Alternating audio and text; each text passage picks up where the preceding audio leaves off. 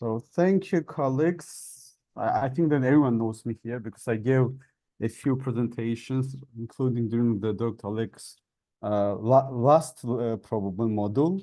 It was also about my attempts to learn how Georgian Muslim Ummah is working. And the last time I remember, me and Dr. Hal had a really nice debate on what is true, pure Islam and what is traditional Islam last time. So I would like to present, I'm having 15 minutes. I will try to be precise.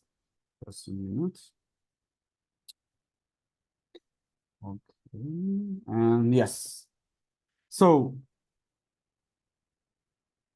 I wanted, we all had an option to opt for writing essay or making presentation, but essay, I don't think that the rest will read my essay. So I decided to make something that will be both interesting for Dr. Oleg, because I know that he's also interested in this issue, and for the rest of my group. So I will be speaking about because I looked at the structure that Dr. Oleg offered us. There was like the challenge, the research question, and some theory. So I added all this to give some basic understanding of what I'm trying to learn and what theories I do apply. So mainly the theory that I'm trying to apply.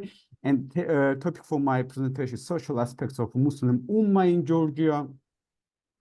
Where I will be trying to see what are current social challenges, and I'll be studying Georgian Muslim community of Georgia, how we call it in English. But every time when I'm doing for presentation for my Muslim colleagues, I always use some Arabic terms because I can do it. I can afford this. I don't need to translate them. And I've been studying a Georgian Muslim community from 2015. It's like already 9 years. And I published a few articles on that. I'm trying now to finalize a chapter for the book. And well, the first thing that I would like to say that despite all these years, the challenges are the same there. So, and this is a very interesting observation because it gives me some serious arguments to say that the challenge that exists there is some fundamental, and that's why I can make some assumptions. What is our agenda? So I would like to give you a brief some statistic about ethnicity and religion in Georgia, because I know that not all of you, except my friend Tamar, maybe know the Georgia, what is the disposition, who lives in Georgia. Then I would like to give you briefly how the Georgian Muslim community is generally located and what are the social issues that this community is experiencing. Then I will write the question, which is very interesting for me, is why? And I will give you definitely what the question is. And then I will try to give you a theory or the approach that I think really explains well why the community of Georgia experiencing these social issues and generally the general detachment, and then some conclusions, some main statements. So this is the chart. I think you can see it really well. Let me explain briefly what's happening there. So in 2014, so Georgia has a nationwide survey about the population, ethnic belonging, religious issues twice, in 2002 and 2014. Since that we hadn't had any nationwide survey, but I think that if you take into consideration the demographic situation in Georgia, nothing would have been changed dramatically. So on the left side for me, you can see that, and well, first of all, I should mention that this chart excludes Abkhazia and South Ossetia, or how sometimes we call in Georgia, Sun Valley region, because we do assume that they are occupied by Russian Federation. This must be mentioned. And you can see that 86% of Georgian populations are ethnic Georgians. And this is important because it gives us a really clear understanding. Even though Georgia is multicultural and have lots of influences from different countries, still the core of Georgians are ethnic Georgians. So this is not a divided nation by any other mean. This is a nation that has a very strong core, and this core belongs to Georgian ethnicity. Then we see that there are Azerbaijanis, it's 6.3, are Russians, Second is actually Armenians, then Russians and other. I think there can be now Ukrainians at some point, and including Russians, because lots of people from Ukraine and Russia came after the beginning of the war. And the second chart from the right side is even more important for our presentation because it shows the religious affiliation. And you can see that 83% of Georgians, 83.4% of Georgians are Christians. And when we say Christians, we mean Orthodox Christians. 10.7 are Muslims, and usually we just round them and say that 11% of Georgian citizens are Muslim. This is a pretty enormous amount of people if you consider the same disposition in Europe. I mean, for Georgians, 11% doesn't sound really high, but if you take the picture from European countries, 11% is a lot. Just for example, like Black Lives Matter movement. I thought that like maybe 1/3 of Americans are Black, but then I found out that only 12% of Americans are Black. So just to imagine that in Western countries, 11% is a lot. But from Georgian perspective, you can hear that, I mean, it's not a lot for Georgians. And then the third denominations are Armenian Apostolic Church, and then Roman Catholic Church, and the rest. So you can both see here the dominance, like total dominance of Georgian ethnicity on the one hand, and on the other hand, Christian Orthodox in the country, while we also see that there's the second biggest religious group are Muslims, and this is very important. But as I said, it's really must be mentioned that for Georgians, because for European scholars, for Americans, this can be considered as a lot, 11%. But for Georgians, this is not considered as a lot. It's like minority. And this is the map that Dr. Oleg knows, but I still decided to show you because the rest of you didn't know. This was a map created during our research on Islam and integration of Muslim community in Georgia. And the darker color is more Muslims live in these regions. And you can see here that it's Kakheti region, especially that borders also Azerbaijan. It's Kırım is also borders Azerbaijan and also Armenia. And in Kırım we mainly consider Azerbaijanis who live in ethnic Azerbaijanis, but for citizens of Georgia and live in Marneuli, for example. And of course, you can see the Ayçara region that borders Turkey. And this position have some historical, you probably understand the historical preconditions, yeah? Like conquering Georgian territory during Ottoman and Persian empires. So this is also the result of the historic processes in the country. So what are the issues? I like to divide, and I think this is a generally accepted policy, to divide Muslim Ummah on three main regions. We call it Ayçara region that I said, and this is what is very interesting in Ayçara regions. We are speaking about ethnic Georgians who preach Islam. So this is not the people from different ethnic background. This is Georgian Muslims. And this is very interesting to understand because every region has its own challenges. These are reflected in the social issues. Then we speak about Pankisi Gorge. Why do we speak? Because the majority in Pankisi Gorge are Muslims. And we should keep in mind that these are kids of Nakh background. So they are from Northern Caucasia, and 70% of Pankisi Gorge are kids, but who are well integrated over the years. So they are not considered as some separate entity, but the rest 25%, except Georgians, they are migrants from Chechnya, people who ran from the territory of Russian Federation during the second Chechen campaigns of Moscow. And the last one is Kırım, and we especially usually emphasize like Marneuli, cities like Marneuli, where, and this is very important, ethnic Azeris live. So these are ethnic Azeris, the majority of ethnic Azeris living in a very dense populated territory who also have Islam. So what are the main key elements, and then I will try to in list explain them. So when we speak about the general Georgian Muslim community, we say about the total alienation. If not, we are not speaking about that some partial, but we are making assumption this is well documented that Georgian Muslim community feels not a part of the wider Georgian society. So, and depending on the region, this feel, the sense that we do not belong to a common Georgian society is stronger. And I emphasize elements in mainly Georgian and Christian majority. A second one is lack of representation. We are speaking not only political, but social one. If you check the all groups, all movements, you can see that they are highly underrepresented. They almost have no influence on social and political processes in the country. And I will remind you, you remember I told you that Georgians do not consider this 11% as significant. And then we speak about, I said about political and social involvement.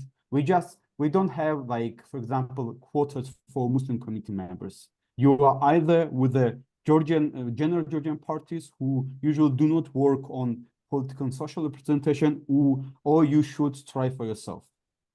And the last one, state policy is usually inactive, less focus on the umma. So as my actually professor from Fulbright like to say, in USA, people start speaking about Gaza when the election campaign is over, money has been received, and once like new pre-election campaign starts, the people forget about Gaza. So the same is in Georgia. So once election campaign starts, some people speak about political representation, involvement, just to get support from regions where ethnic minority lives or Muslims lives, but as soon as this vote has been received, that's all, usually.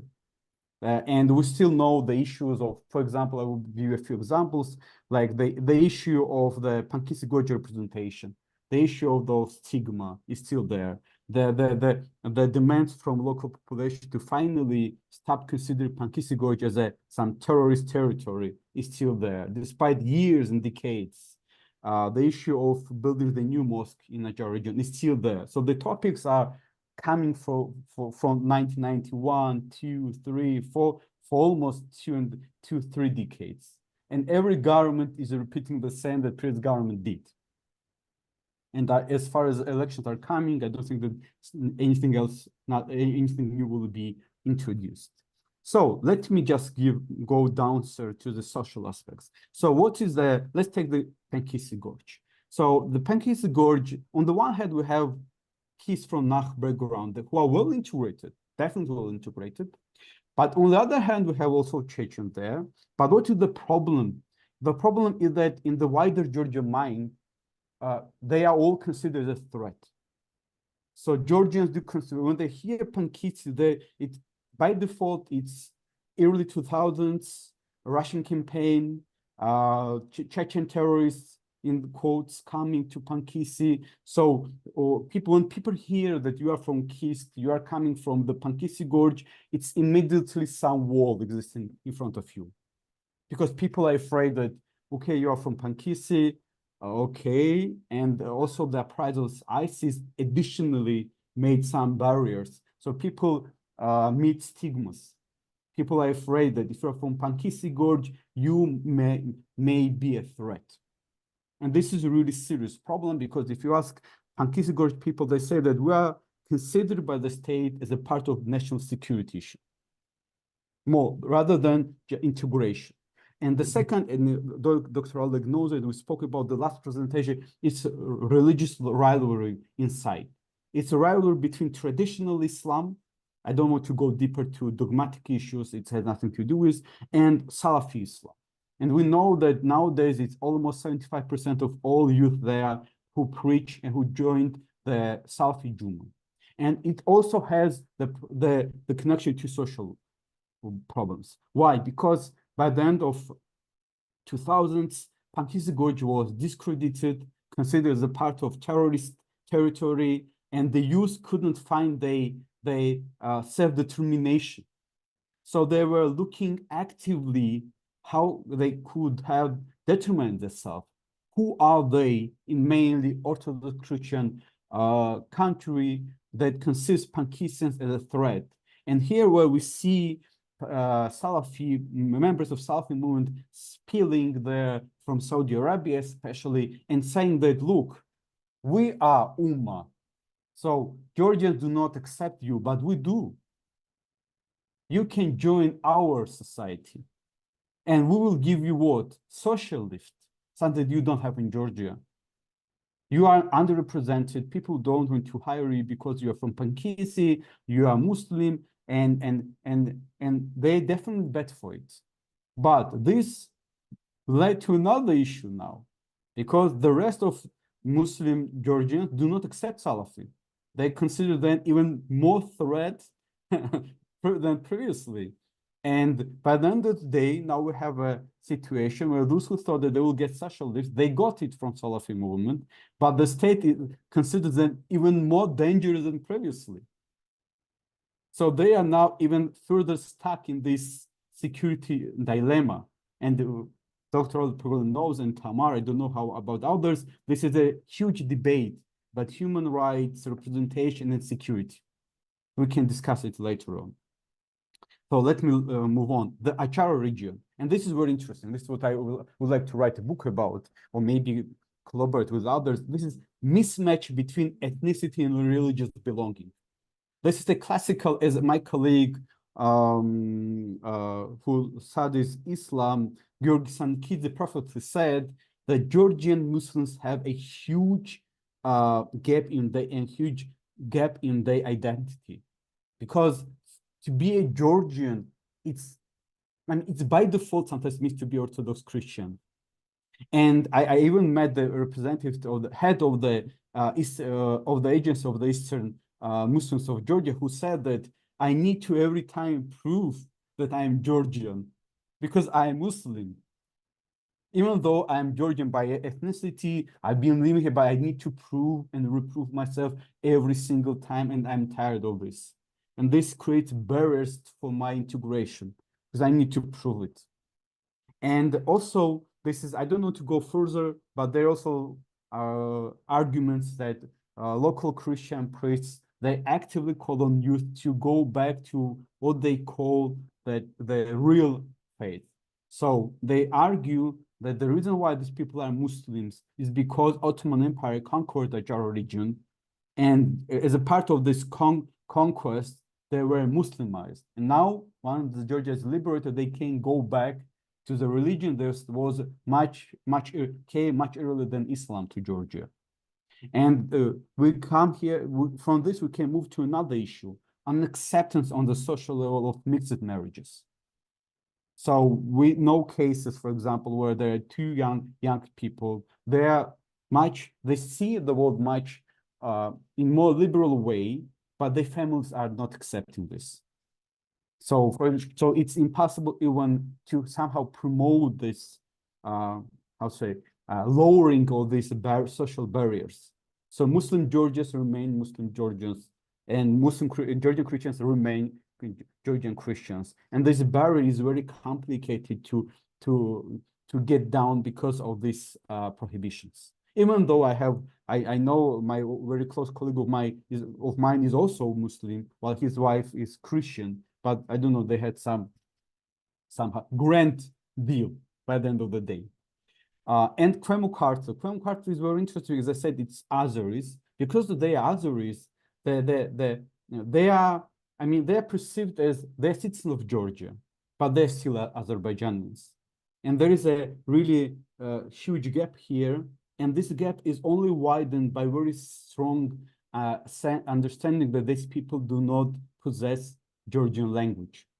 And this language barrier as a part of this wider issue is very strong, because in Georgia, you cannot be integrated in society if you don't know Georgian. And nowadays there are some projects where you can find people from Arneuli who are trying to be like cashiers in Spari, in these different stores, and trying to learn this. And there are different projects like 1+4 to help these people 1 year to learn language. And then, because in Georgia is not a country where you can have double languages. I mean, even though English is very popular, even Russian, you either know Georgian or you don't know. If you don't know Georgian, you are by default, you are not considered as a fully Georgian. You must then work with foreigners. And this is very important. And this issue of language barrier, I will just add one more issue. It is some sinful loop. Because on the one hand, we have schools where the Azerbaijanis are learning Georgian language, but on the other hand, we cannot still push them to fully be comprehensive, because when they go home and they mainly spend time at home, they don't speak Georgian. So the knowledge they receive from state and from wider Georgian society, they lose it because they are mainly, so they spend main time with their own fellow Azerbaijanis. It's like, imagine you going to UK to study and you are in a group where everyone speaks Arabic. By the end of the day, you are not comprehensive in English because you still mainly speak Arabic. So English, it's like part of your job, but not something they use on a daily basis. And I know lots of cases when people used to go to somewhere and didn't like learn anything for decades. So my question is here, where is my free University Berlin lecturer, the professor used to say, always start with why. So my question is very interesting for you. Why Muslim Ummah of Georgia is detached from the wider Georgian community in general? What is the grand issue? Why? Why the policy is so inactive?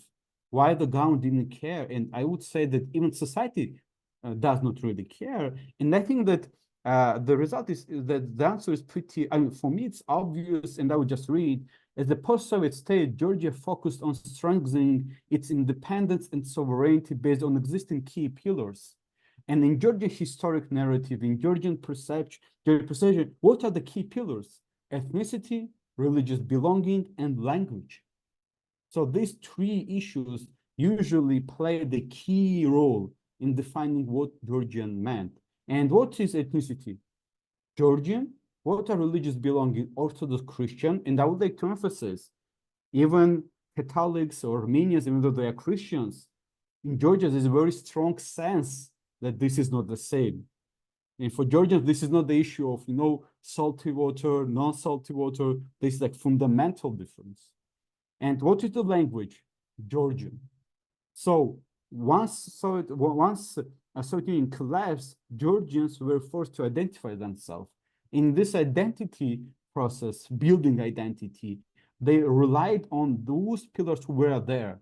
And Georgian as a nation exists for thousands of years. So the Georgians are not the newly formed ethnicity.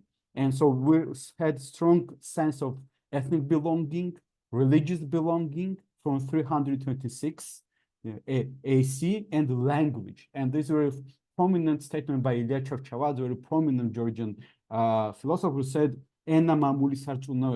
language, homeland, religion. And if you take out the homeland that we wish to lose, it also shows the importance of language, of religion, and usually if you possess Georgian, you are Orthodox Christian, it by default usually meant that you are ethnic Georgian. Of course, there are like historical exceptions like Abo and others, but I am saying about the main narrative.